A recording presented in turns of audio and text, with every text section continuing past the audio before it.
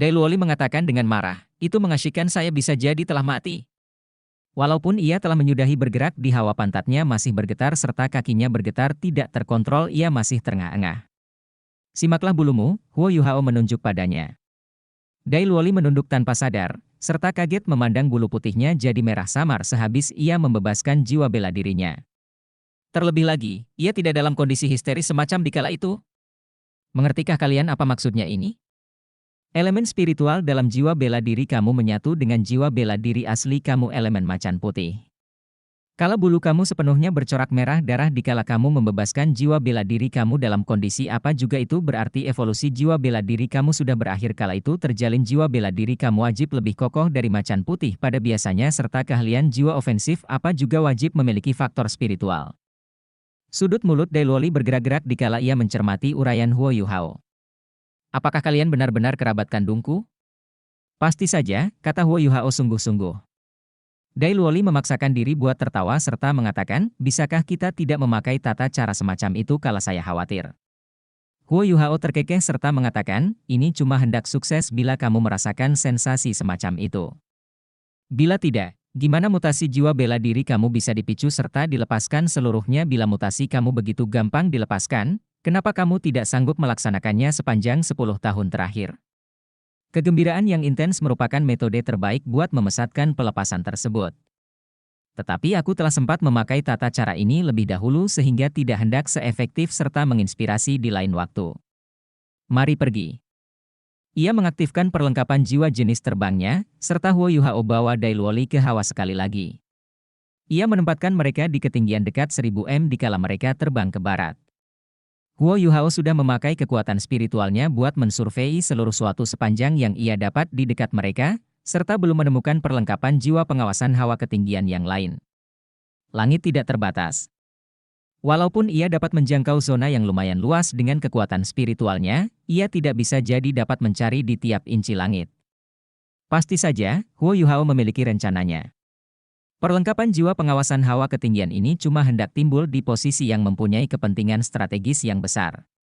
Misalnya, mereka cuma hendak timbul di kota-kota yang bertanggung jawab atas pertahanan perbatasan, ataupun di rute ekspedisi berarti ia sepatutnya mempunyai waktu yang lebih gampang bila ia mencari perlengkapan jiwa di tempat semacam itu.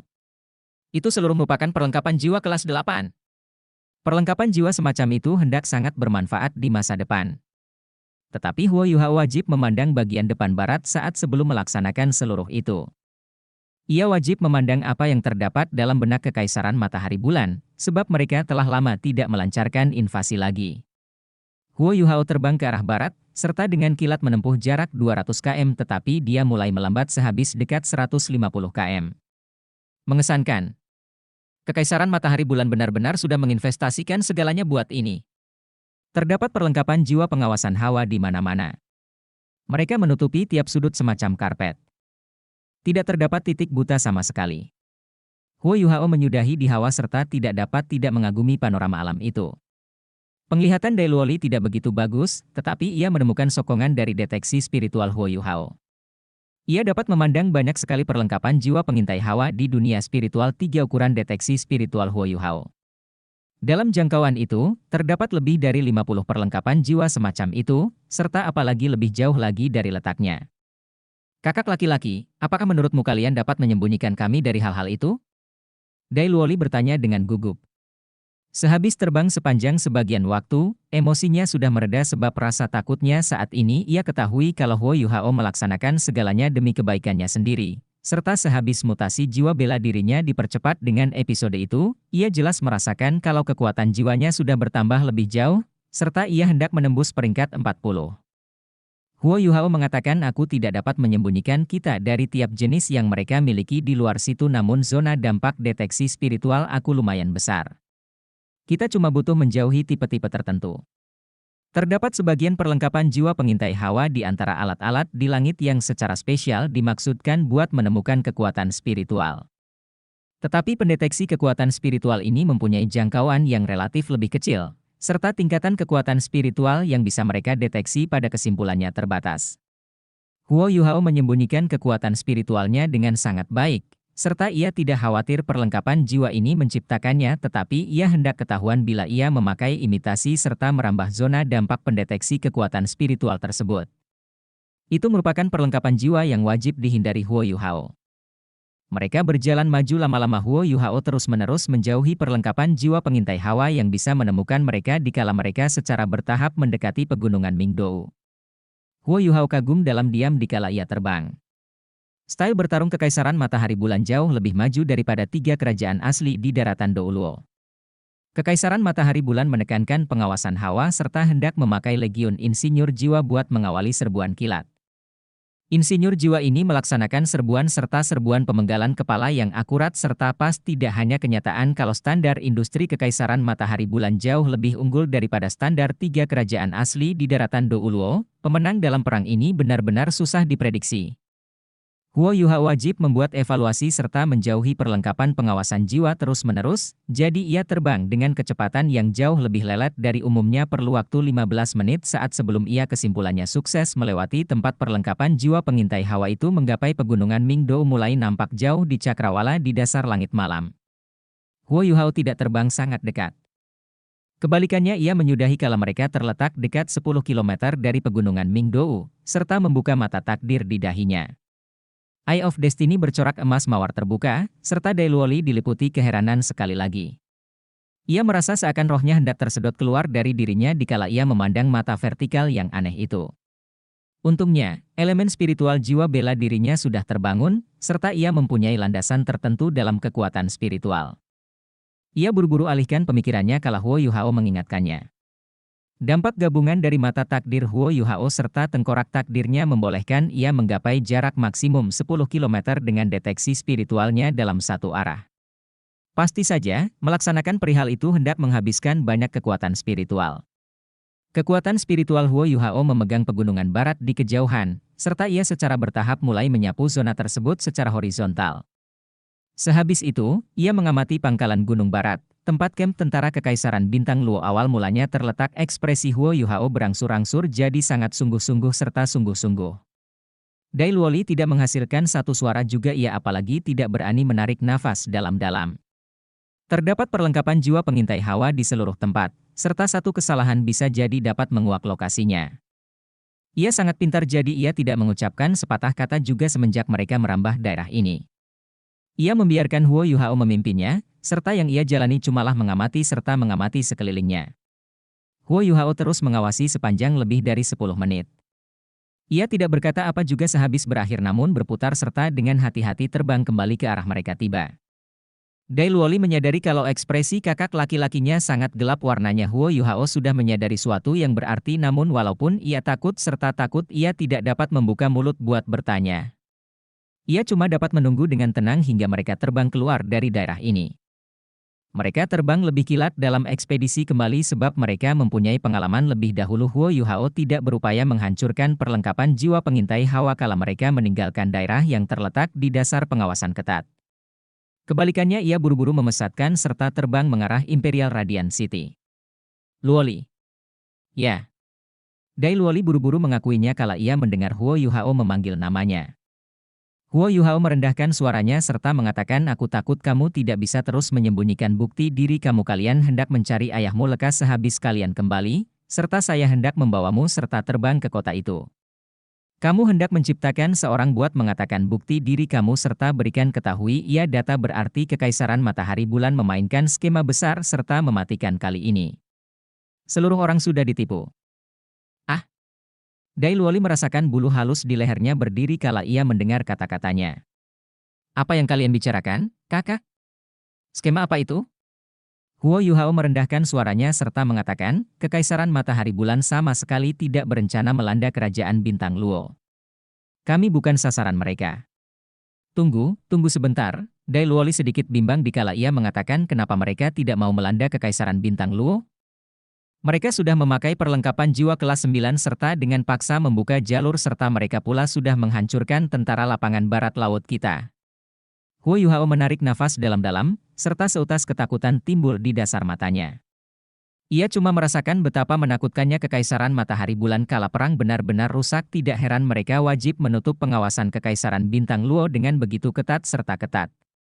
Mereka sesungguhnya memakai strategi gertakan ganda. Mengertikah kalian apa yang baru saja saya temukan?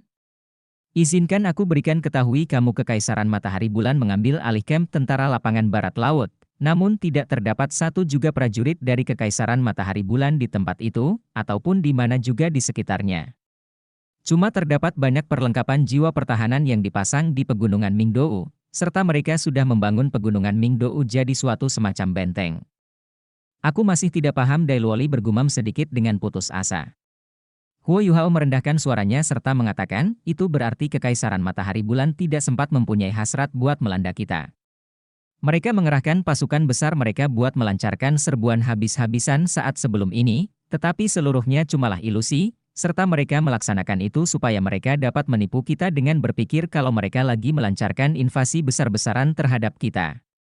Tentara mereka belum melintasi pegunungan, jadi gimana mereka hendak melancarkan invasi besar-besaran?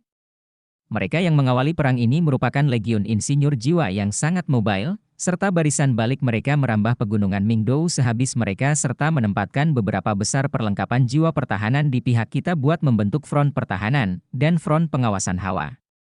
Mereka melaksanakan seluruh itu supaya bisa memutus seluruh data serta pengawasan dari pegunungan Mingdou, sehingga kami tidak percaya tentang kondisi ataupun suasana keadaan mereka yang sesungguhnya.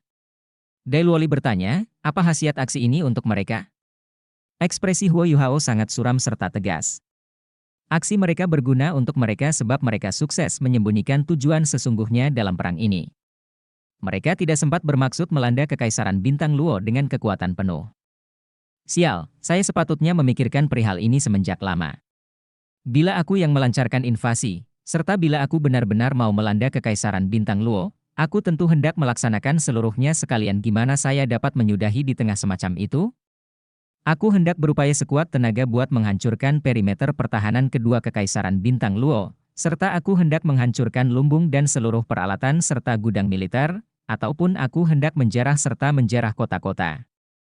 Sehabis itu, aku hendak mengkonsolidasikan serta memantapkan pertahanan di daerah yang sudah aku taklukkan, serta menunggu lebih banyak tentara tiba. Aku tidak hendak menghentikan invasi aku pas di perbatasan. Tujuan mereka yang lain adalah untuk menarik perhatian seluruh benua dengan serangan ini. Mereka ingin semua orang berpikir bahwa mereka sedang mengambil tindakan melawan Kekaisaran Bintang Luo. Apa manfaatnya? Ini akan memobilisasi kekuatan utama Kekaisaran Bintang Luo, dan ini akan memusatkan kekuatan tersebut di sepanjang front barat. Kekaisaran Douling akan mengerahkan bala bantuan juga, dan bala bantuan Kekaisaran Jiwa Surgawi bahkan mungkin dikerahkan ke front barat kita.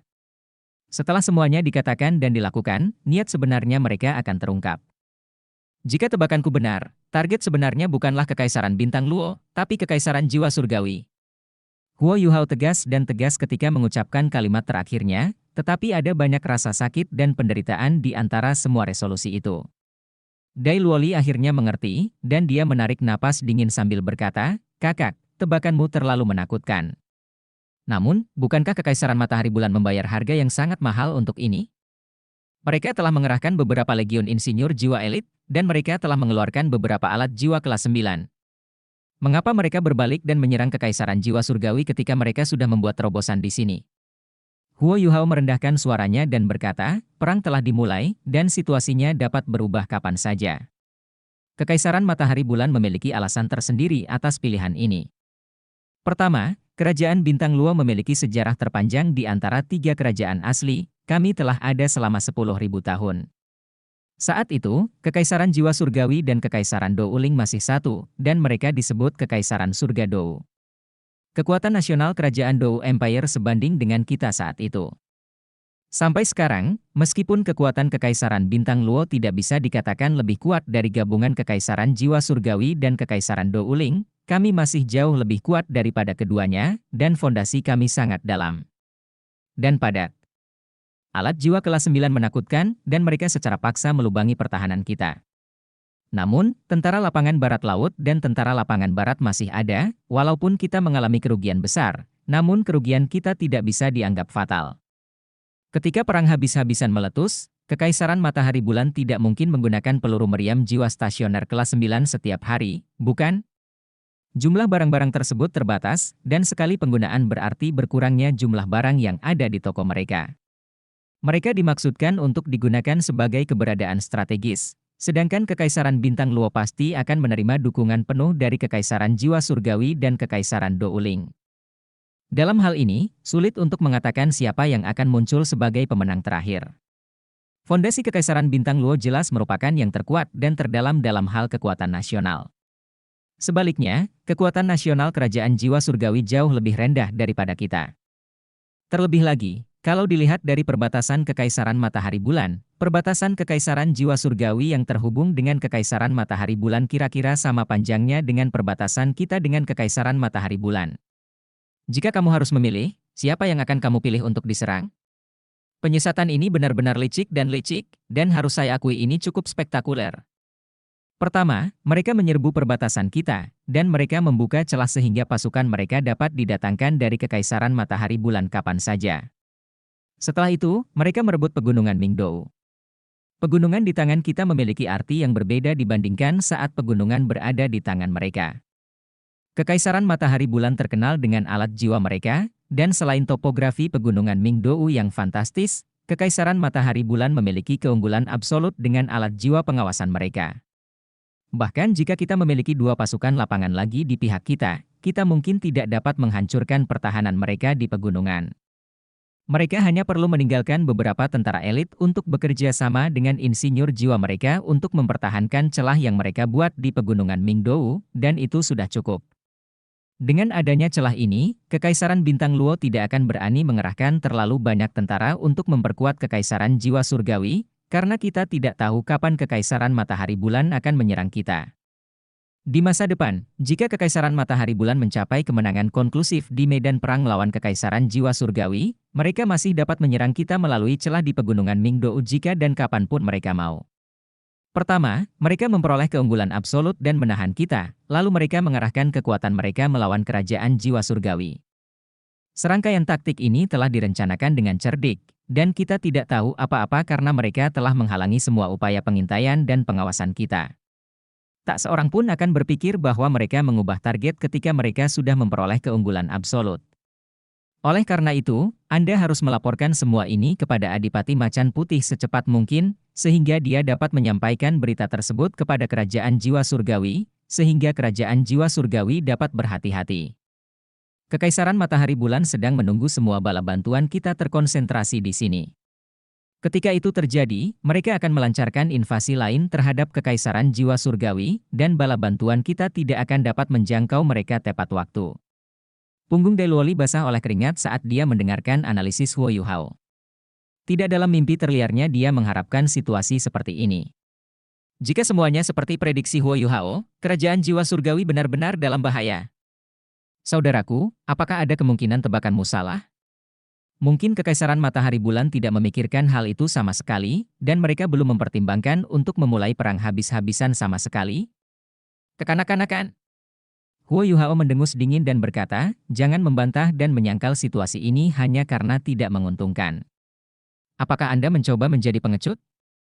Dugaan saya hampir 90% kemungkinannya benar. Sampaikan saja semuanya kepada Adipati Macan Putih, dan dia akan mengerti. Jangan menyebutku, katakan saja padanya bahwa kamu sendiri yang memikirkan semuanya. Katakan padanya bahwa Anda menyelinap ke perbatasan, dan secara kebetulan tidak ada alat jiwa pengintai udara di wilayah tertentu, jadi Anda melihatnya, dan menduga semua kemungkinan ini setelahnya. Anda harus mengatakan semuanya dengan tulus dan jujur, karena waktu tidak menunggu siapapun. Kekalahan Kekaisaran Jiwa Surgawi akan menimbulkan bencana bagi kita di masa depan. Dailuoli menelan ludah saat merasakan tekanan datang dari tubuh Huo Yuhao. Dia mengangguk dan berkata, saya mengerti, saya pasti akan menjelaskan semuanya kepada ayah saya dengan jelas. Kakak, kamu benar-benar jenius. Jika saya berada di posisi Anda, saya tidak akan bisa menghitung apapun. Huo Yuhao memaksakan diri untuk tertawa dan berkata, jenius? Bagaimana saya bisa menjadi seorang jenius jika saya baru menyadari apa yang terjadi setelah semuanya dikatakan dan dilakukan? Orang dari Kekaisaran Matahari Bulan yang merencanakan skema ini adalah seorang jenius sejati. Saat ini, saya hanya bisa berharap pergerakan mereka sedikit lebih lambat, sehingga kita memiliki lebih banyak waktu. Namun, aku takut. Ada sebuah tenda besar di dalam kamp tentara. Tenda ini berbeda dengan tenda lainnya, Karena seluruhnya terbuat dari kulit, dan warnanya sebenarnya berwarna merah tua, seolah-olah telah dilumuri darah.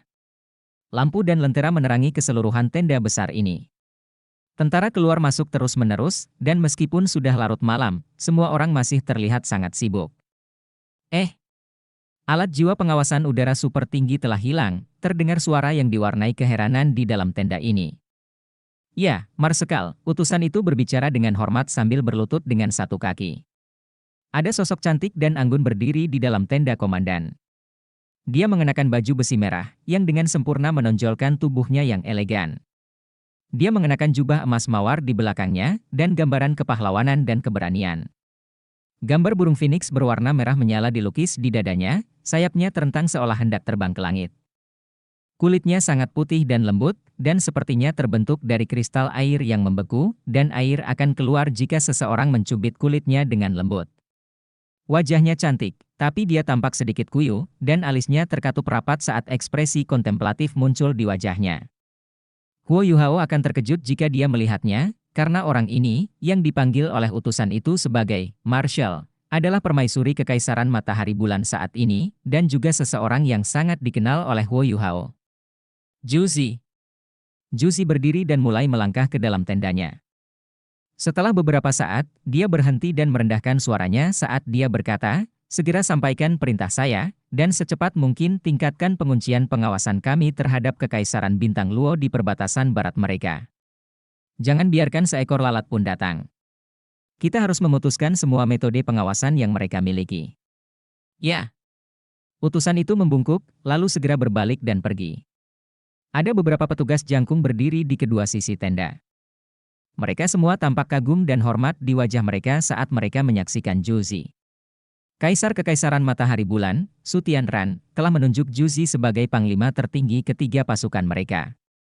Ketika hal ini pertama kali diumumkan, hampir setiap jenderal militer dan pejabat non-militer mengira dia sedang bercanda. Bagaimana mungkin seorang gadis yang baru berusia sekitar 20 tahun bisa menjadi panglima tertinggi? Kaisar jelas-jelas menunjuk orang-orang karena pilih kasih. Namun, Su Tianran terlalu sombong. Dengan dukungan Gereja Roh Kudus, dia dengan cepat meredam setiap suara yang menentang keputusannya, dan mendesak agar Juzi ditunjuk sebagai panglima tertinggi ketiga pasukan. Tak lama setelah itu, perang diam-diam memasuki tahap persiapan. Apakah Su Tianran menunjuk seseorang karena dia bias terhadap orang itu? Ya, memang benar, tetapi dia telah melihat kemampuan orang ini, dan orang ini layak untuk didukung dengan cara apapun. Su Tianran tidak pernah meragukan kesetiaan dan komitmen Juzi. Dengan kata lain, Juzi adalah orang yang paling dia percayai di antara semua orang di sampingnya. Jika dia tidak memiliki Juzi bertahun-tahun yang lalu, Su Tianran akan mati karena upaya pembunuhan yang dilakukan adik-adiknya ketika mereka mencoba untuk mengklaim status putra mahkota. Juzi selalu berada di sampingnya dan melayaninya selama bertahun-tahun. Namun, Su Tianran tidak hanya cukup bias terhadap Juzi sehingga dia memiliki keyakinan yang besar dalam menunjuk panglima tertinggi ketiga pasukannya. Lebih penting lagi, dia menyetujui kemampuannya. Bertahun-tahun yang lalu, dia mengizinkannya bergabung dengan militer. Pada awalnya, dia hanya ingin dia dilatih dan ditempa di militer, tetapi dia tidak pernah menyangka dia memiliki bakat luar biasa di bidang militer. Juzi telah mencapai hasil yang patut dicontoh ketika dia memimpin pasukannya untuk memadamkan beberapa pemberontakan, dan berhasil menumpas pemberontakan dengan korban sesedikit mungkin, dan dalam waktu sesingkat mungkin. Su Tianran selalu terkejut setiap kali Juzi melaporkan berbagai strategi dan rencana yang dia gunakan dalam pertempuran. Juzi terlalu berbakat dalam urusan militer, dan strategi serta taktik pertempuran yang dia gunakan selalu berbeda setiap saat. Ide-idenya berani dan imajinatif, namun tetap stabil dan berlandaskan rasionalitas. Su Tianran tahu bahwa dia lebih baik daripada dia dalam hal-hal seperti itu. Juzi secara bertahap membangun reputasi dan prestisenya sendiri di militer dalam beberapa tahun singkat. Su Tianran telah memberikan komando langsung kepada Legiun Insinyur Jiwa Phoenix, salah satu dari 5 Legiun Insinyur Jiwa besar yang membentuk tangan yang melindungi bangsa, kepadanya. Dia telah mempertimbangkan lama dan keras keputusannya untuk mengangkatnya sebagai panglima tertinggi ketiga pasukannya. Dia baru mengambil keputusan setelah dia menyusun skema dan proposal untuk perang yang akan datang. Juzi sekarang melaksanakan rencana itu, dan telah menyelesaikan langkah pertama dalam proposalnya. Semuanya berjalan sesuai strateginya. Kali ini, pasukan yang dimobilisasi Kekaisaran Matahari Bulan lebih kecil dari yang dibayangkan Kekaisaran Bintang Luo. Mereka hanya memiliki 200.000 tentara. Namun, mereka semua adalah prajurit paling tajam dan elit. 6 dari 10 legiun insinyur jiwa besar Kekaisaran Matahari Bulan berpartisipasi dalam perang ini, dan 3 di antaranya adalah anggota tangan yang melindungi negara, Phoenix Api, Tiran Jahat, dan Legiun Insinyur Jiwa Teror Claw. Legiun Tiran Jahat dan Legiun Teror Claw bertanggung jawab menyerang Kekaisaran Bintang Luo. Jusi sangat menyesali kenyataan bahwa mereka tidak dapat membunuh Adipati Macan Putih, yang diselamatkan oleh seseorang dari situasi tanpa harapan. Jika Adipati Macan Putih mati, Jus yakin rencananya akan berhasil 100%. Pasukan Barat Kekaisaran Bintang Luo akan menjadi kacau balau tanpa komando Adipati Macan Putih, dan akan menjadi berantakan dan kacau untuk jangka waktu yang lama. Dia kemudian dapat menjalankan dan menyelesaikan strateginya dengan santai. Dia terkejut karena Duk Macan Putih tidak terbunuh, tapi dia tetap berpegang pada rencananya, mengandalkan pengawasan ketat mereka. Kendali Kekaisaran Matahari dan Bulan terhadap perbatasan terlalu kuat. Mereka menyaksikan setiap gerakan yang dilakukan Kekaisaran Bintang Luo. Seperti dugaan Huo Yuhao, Jusi sedang menunggu kesempatan terbaik. Starsky Do Luo, Ye Yulin termasuk di antara mereka yang berada di dalam tenda. Tenda ini tidak berada di perbatasan Kekaisaran Bintang Luo. Sebaliknya, lokasinya tidak jauh dari perbatasan Kerajaan Jiwa Surgawi. Setelah Starsky Do Luo melewatkan kesempatannya untuk membunuh Adipati Macan Putih Dai Hao, dia segera membawa 2 legiun insinyur jiwanya kembali ke dalam perbatasan Kekaisaran Matahari Bulan dan bertemu dengan Jusi secepat mungkin. Hanya segelintir orang kuat di dalam tenda ini yang benar-benar mengetahui strategi dan rencana pertempuran Jusi. Komandan Evil Tyrant Legion, Wang Yiheng, merendahkan suaranya dan bertanya, "Marsekal, apakah kita akan terus menunggu?" Jusi merendahkan suaranya dan berkata, "Kita tidak bisa menunggu lebih lama lagi, dan waktunya hampir tepat. Salah satu alat pengawasan udara kita di ketinggian telah ditemukan, dan itu cukup tidak menyenangkan.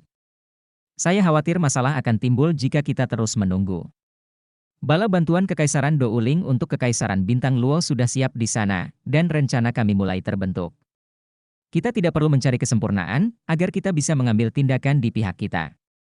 Tuan Ye, bolehkah saya menyusahkan Anda untuk memberitahu Gereja Roh Kudus agar mereka dapat bekerja sama dengan kami?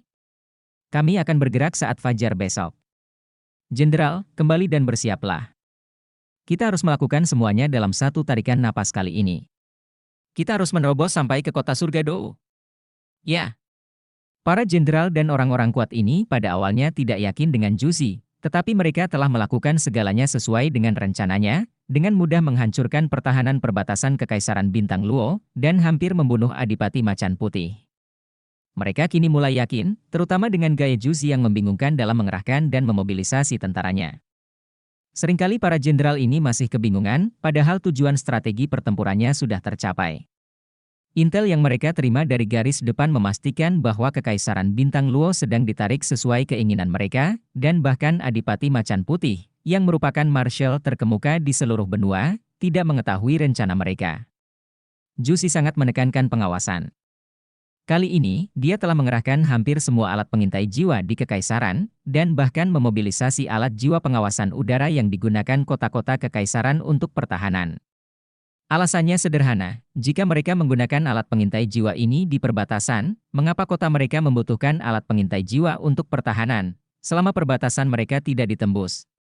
Jusi bangkit. Lampu berkedip-kedip di matanya yang indah. Su Tianran tidak terlalu mobile dan karena statusnya, dia praktis bertarung atas nama Su Tianran. Dia mempercayainya lebih dari siapapun. Balas dendamnya telah dimulai, dan meskipun Kekaisaran Jiwa Surgawi bukanlah Kekaisaran Bintang Luo, menghancurkan Kekaisaran Jiwa Surgawi adalah awal dari kehancuran Kekaisaran Bintang Luo. Perang akan pecah di semua lini. Di mana orang itu? Apa yang dia lakukan? Saya harap saya tidak bertemu dengannya di medan perang. Huo Yuhao diam-diam kembali ke Imperial Radiant City dan kembali ke kamar yang dia tinggali bersama Dai Luoli. Jelas sekali, Dai Luoli tidak akan kembali dalam waktu yang cukup lama. Huo Yuhao telah mengirimnya ke kota tempat Adipati Macan Putih ditempatkan sebelum dia diam-diam kembali ke kamarnya. Dia telah menasihati Dai Luoli berulang kali sebelum mereka berpisah untuk tidak mengungkapkan apapun tentang dia. Mengapa kamu berdiri di sana, Tuan Putri? Huo Yuhao melihat Suyun berdiri di samping jendela begitu dia masuk. Suyun berbalik dan menatapnya. Apakah kalian berdua masih memiliki kesadaran yang seharusnya dimiliki oleh pengawal pribadi? Kemana kalian berdua pergi sepanjang malam? Huo Yuhao menggelengkan kepalanya dengan putus asa sambil menatap ekspresi marah Suyun. Suyun berbeda dari Dai Luoli.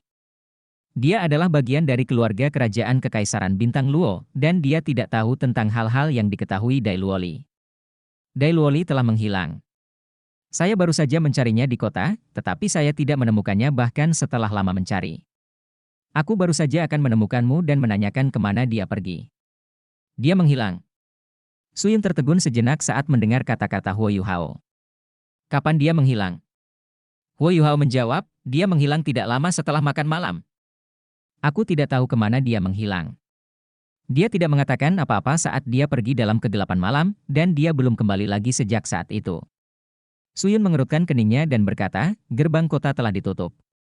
Di mana dia mungkin berada? Ayo pergi, kita akan mencarinya lagi.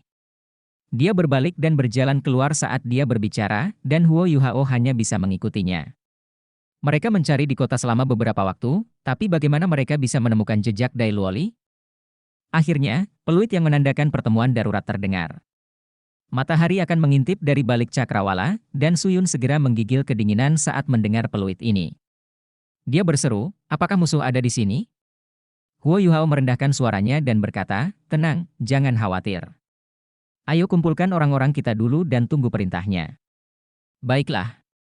Ekspresi terkejut di wajah Suyun memudar karena pengingat Huo Yuhao, tapi dia masih terengah-engah. Bagaimanapun, putri kecil ini belum pernah berpartisipasi dalam perang sebelumnya. Mau tak mau dia merasakan jantungnya berdetak lebih cepat ketika dia berpikir bahwa pasukan Kekaisaran Matahari Bulan mungkin telah menyeberang ke sisinya.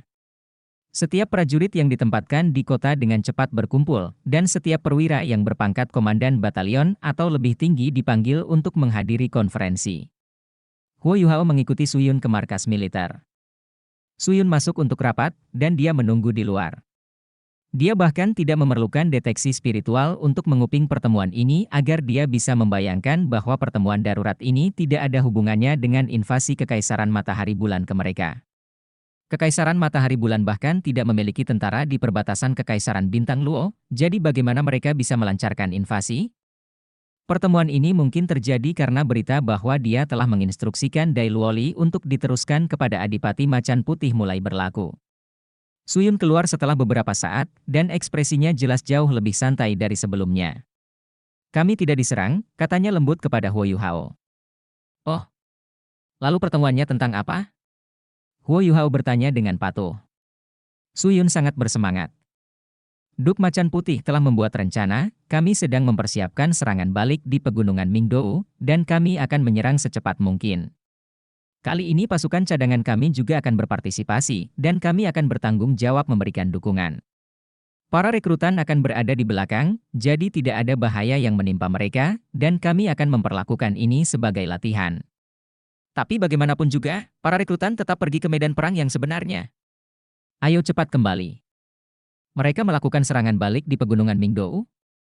Huo Yuhao tertegun sejenak ketika mendengar berita itu, tapi dia segera mengerti setelahnya. Adipati Macan Putih, dia mengharumkan namanya sebagai salah satu perwira paling terkemuka di generasinya. Tampaknya Adipati Macan Putih mempercayai informasi yang disampaikan Dai Luoli kepadanya. Pada saat seperti ini, Kekaisaran Bintang Luo tidak dapat mendukung dan memperkuat Kekaisaran Jiwa Surgawi tepat waktu, bahkan jika mereka menginginkannya. Terlebih lagi, hal itu hanya bisa terjadi jika dugaan Dai Luoli benar. Dengan kecerdasan Duk Macan Putih, keputusannya seharusnya merupakan serangan yang menyelidik, sehingga dia bisa mengamati dan mengetahui bagaimana Kekaisaran Matahari Bulan mengerahkan pasukannya dengan menyerang perbatasan. Jika situasinya seperti yang dikatakan Dai Luoli, maka pilihan terbaik Kekaisaran Bintang Luo adalah menggunakan kekuatan penuh mereka untuk mengambil kembali kendali atas pegunungan Mingdou. Setelah itu, mereka akan menyerbu melewati perbatasan Kekaisaran Matahari Bulan, memberikan tekanan pada Kekaisaran Matahari Bulan sehingga mereka tidak berani menggunakan kekuatan penuh mereka melawan Kekaisaran Jiwa Surgawi. Keputusan ini jauh lebih baik daripada memperkuat kerajaan Jiwa Surgawi secara langsung. Bala bantuan kerajaan Douling harus digunakan secara langsung untuk melawan pegunungan Mingdou. Jarak mereka hanya beberapa ratus kilometer, dan jauh dari tujuan mereka jika mereka melakukan perjalanan menuju kekaisaran jiwa surgawi. Mereka terlalu jauh untuk menyelamatkan kerajaan jiwa surgawi, jadi pilihan terbaik adalah menyerang penjajah dan menarik pasukan mereka menjauh dari kerajaan jiwa surgawi. Semoga keputusan ini efektif, Huo Yuhao menghela nafas dalam hati. Pada saat yang sama, dia bertanya pada dirinya sendiri, jika saya adalah Marshal, apa yang akan saya lakukan? Bisakah saya menjadi seperti Adipati Macan Putih, dan mengambil keputusan yang begitu cepat dan tegas? Dia pasti akan membuat pilihan yang sama, tetapi Huo Yuhao tahu bahwa dia tidak akan sekuat Duk Macan Putih. Huo Yuhao lebih percaya diri dalam menghadapi kekaisaran matahari bulan, karena tidak ada yang bisa melakukan lebih baik darinya dalam menargetkan dan menghancurkan alat jiwa pengawasan kekaisaran matahari bulan. Pasukan cadangan kekaisaran bintang Luo telah dimobilisasi, tetapi situasinya seharusnya seperti yang dikatakan Suyun, mereka harus memperlakukan ini seperti latihan.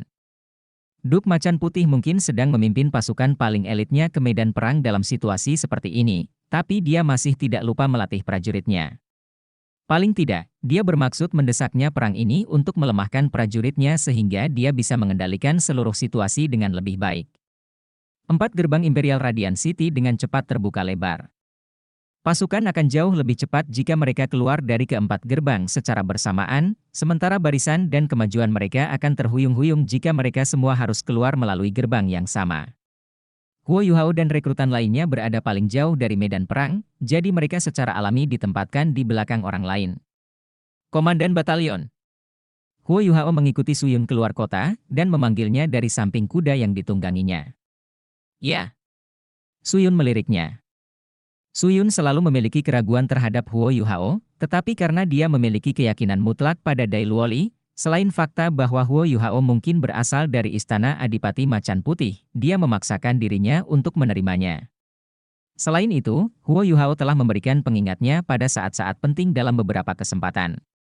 Dia bahkan tidak menyadarinya, tapi dia secara tidak sadar mulai mengandalkan Tang Dong ini.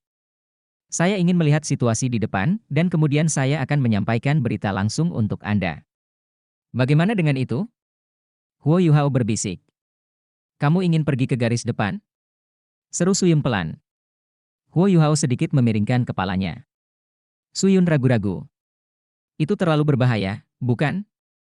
Huo Yuhao terkekeh dan berkata, betapa berbahayanya hal itu? Saya hanya akan melihat dari jauh. Terlebih lagi, Anda lupa bahwa saya juga seorang master jiwa. Jangan khawatir, aku akan segera kembali menemuimu.